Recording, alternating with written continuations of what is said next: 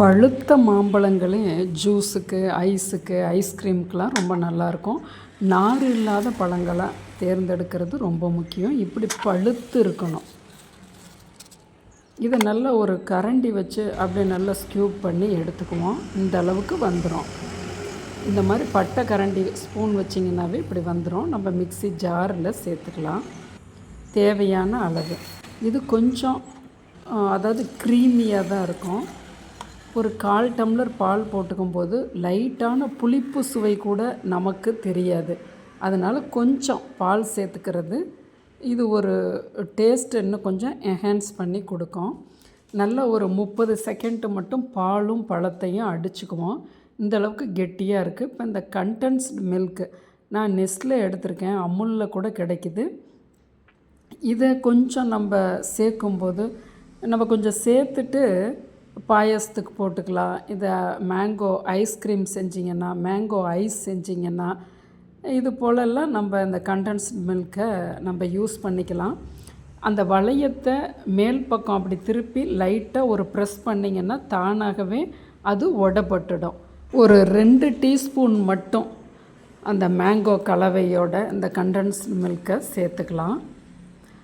இது ஒரு அலாதியான சுவையை தரும். இது இல்லாமல் கூட நாங்கள்லாம் சிறு பிள்ளைகளெல்லாம் இது இல்லாமல் நாங்கள் ஜூஸ் போட்டு குடித்தது தான்.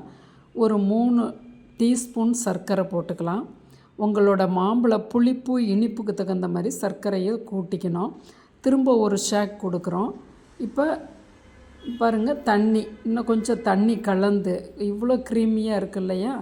ஐஸ் க்யூப்பை நான் இப்போ டம்ளரில் போட்டிருக்கேன். இப்போ அந்த மாம்பழ கலவையை ஊற்றி கொஞ்சம் ஜில் பண்ணி ரெஃப்ரிஜிரேட்டரில் வச்சு குடிக்கும்போது ஒரு ஒரிஜினல் ஆரோக்கியமான இந்த மாம்பழச்சாறு எல்லாத்துக்கும் உகந்தது.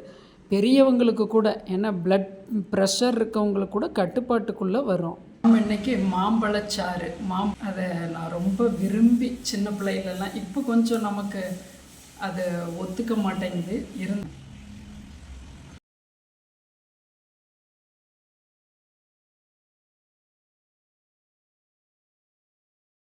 பேச்சே வராது. அவ்வளோ அமிர்தமாக இருக்கும்.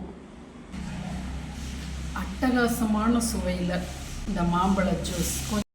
Condensed milk 380 gram. இது 149 ரூபா. இதில் நீங்கள் ice cream, mango ice cream, pineapple ice cream, பாயசத்துக்கு விட்டுக்கிறது, கேரட் ஹல்வாவுக்கு ரொம்ப அட்டகாசமாக இருக்கும். பெரிய அளவுக்கு விலைன்னு சொல்ல முடியாது. உங்களோட க்ரியேட்டிவிட்டியில் பால் சார்ந்த டிஷ்ஷஸ் எது செஞ்சிங்கனாலும் இந்த கண்டென்ஸ்டு மில்கை நீங்கள் போட்டுக்கலாம். நம் சேனலை சப்ஸ்கிரைப் பண்ணுங்கள், ஷேர் பண்ணுங்கள்.